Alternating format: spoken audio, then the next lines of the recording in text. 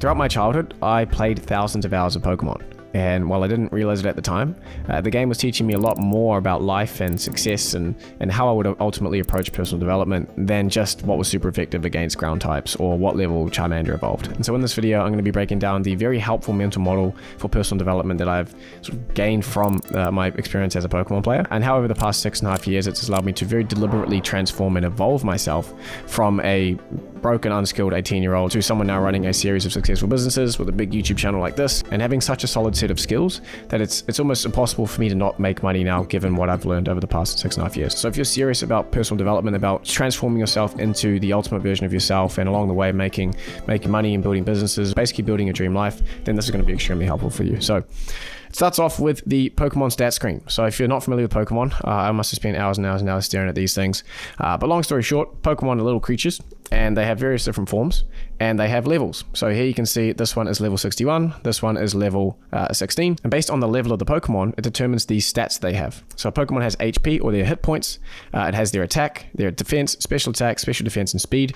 And all of these stats determine how they act in battle and how they perform in battle. So if you have very high defense, and this one attacks this with a physical attack, and depending on the type of move, I won't go into that, it gets a little bit more complex. Basically, this attack stat of this will be thrown against the defense stat of this, and based on the move that it uses and the type effectiveness and various other factors, it will do a certain amount of damage. So any Pokemon at a given time has stats for each of these, and by grinding XP and fighting in battles, you can increase the level, and each time it levels up, it's going to increase these stats in various different ways. So how does this apply to personal development? Well, as an entrepreneur, as I am in this case, I see myself as having my own set of stats and types of stats. So it's HP, attack, defense, special attack, special defense, and speed.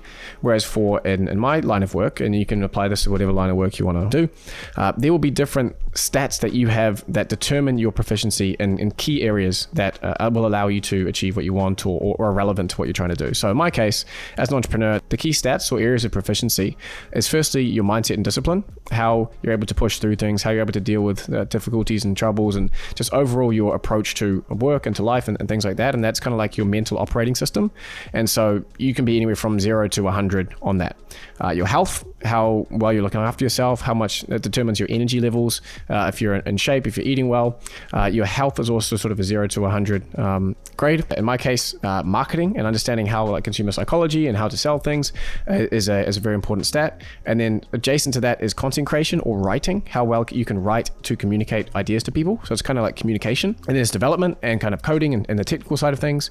There's design, which is a massive one, of course, and then leadership and how effective you are at leading people. So just like Pokemon have various stats and they have their own unique value for each of those, you as a human also have various stats, and you're proficient in different ways. And so as you apply this to your life and see yourself not as just Liam or whoever you are, but you start seeing yourself as this kind of independent kind of third party, like a character in a game. Like in this case of Pokemon, you could say like a character in a role-playing game or something. Then when you have that level of separation, you can start to look and say, hey, well, like, what am I actually trying to achieve with my life? What are the key stats that I want to focus on building and putting effort into so that it's going to take me where I want to go? And most importantly, how far do I need to take that to start seeing the results that I want to get to?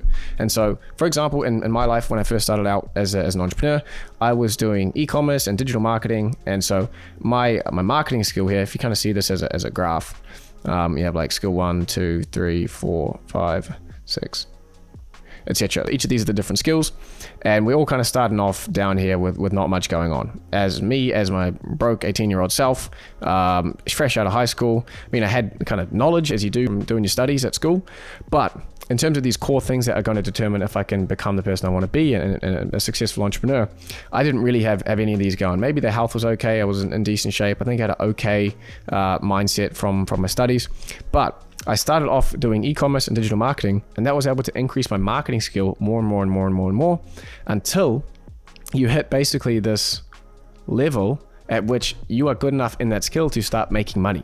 And that's really the exciting part that you're really trying to work with. So let's call this 3. My marketing skill, it took me 14 months before I was good enough at digital marketing and e-commerce in order to start making money. So this is like the money line, right? So above that, your skills become valuable. And the thing that most people do in their life is they'll go to like here, and then they'll get another one and they'll go to like here, and you're just never going to get you're not spiky enough, you're not like laser focused enough to build the skill to the point where you actually start to be able to monetize it. So say you did it with design, you're going to be terrible at design all the way up here, but until you get good enough and you cross that sort of threshold, then you can start making money with it. And the awesome part is, if you can just laser focus in on building one of these skills, and then with Pokemon, there's kind of the equivalent of this, where Pokemon have certain base stats. So in this case, Slowbro has a high special attack, high defense, and decent special defense, and very low speed. And that's just baked into it as a Pokemon. But when you train a Pokemon, there's a kind of extra layer of it where, depending on the Pokemon that you're fighting with your Pokemon, say if I'm beating like a Pidgey over and over and over again, the game has assigned an EV value to that Pokemon, where if you beat enough Pidgeys, it's going to increase your attack stat more than it increases everything else.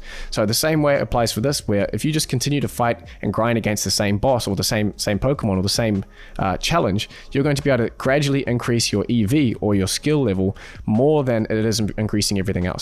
And so once you've got that one skill above, which for me was marketing and e-commerce, and I finally was able to make money after 14 months of failing. But the most interesting part about this is that that's not the end, right? That isn't resilient enough or deep enough to really allow you to create a lot of value for yourself and basically get to the point where I am, where it's kind of hard to not make money because I have so many of these stats that are up high, right? And this takes me to a really, really good book that I read by Scott Adams, the guy that made the Dilbert cartoon. And he made a book called How to Fail at Almost Everything and Still Win Big. And a really cool thing that I took away from that was this concept of skill stacking. And it's basically exactly what I'm talking about here. When you treat yourself as a Pokemon or a video game character, and you identify what are the core skills that are going to be most relevant to me in my career, and how can I mix those together. He talks about how you don't need to be like the expert. You don't need to be this person up here. Like, sure, this person will make a lot of money, but the combination of various skills at just a decent level of proficiency, like here, for example, this shows how much work you need to put into a skill in order to get there. So for the lawyers or the marketers or whatever it is, how much effort it takes to really get to the tippity top of this. Like when I look at some content creators, there's guys like Johnny Harris who are just like phenomenal. And the amount of work and effort he's had to put in to get to this very, very top point is so much more than just like, in order to get to the top 10%, the amount of effort is actually not really that much. So the idea is that if you can pick a bunch of important skills that are going to help you towards your dream destination or outcome that you're looking for, and you just get to the top 10% in each of them, then you get into a very unique position like this person here. And you're actually the best in the world at the overlap between them. So this person, despite only putting in a fraction of the work of these people, is actually the best in the world in their category.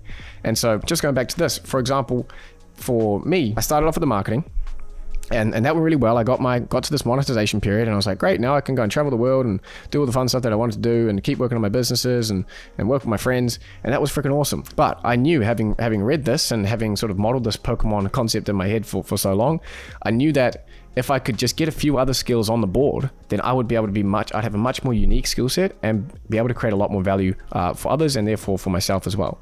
And so my next battle that I picked up was development.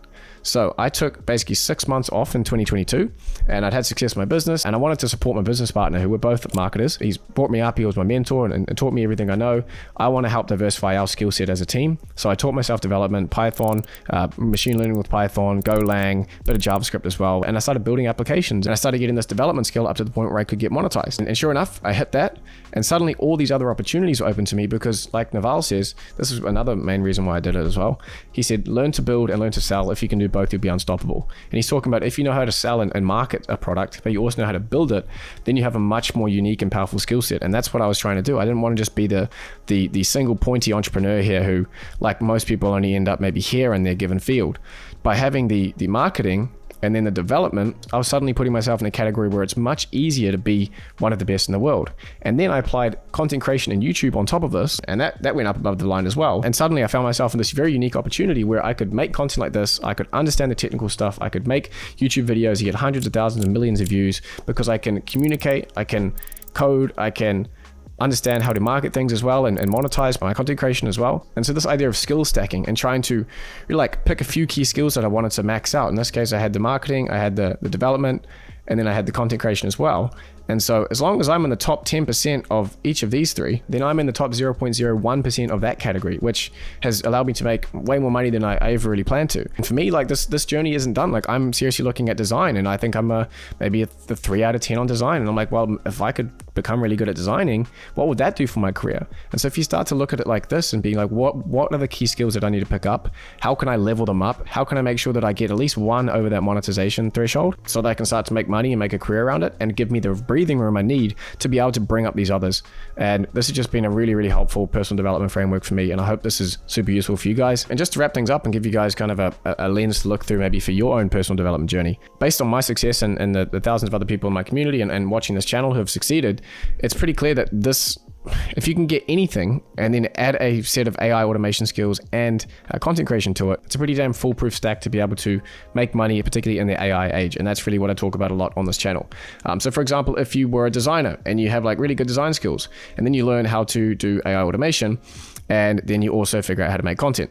There's a guy called AI Tooltip, which I love his videos on AI design stuff. I'll put him up here. He's a designer. Now he shifted over to using AI tools, and he's like sort of building automations and using them to create content and showing people how to use AI for design.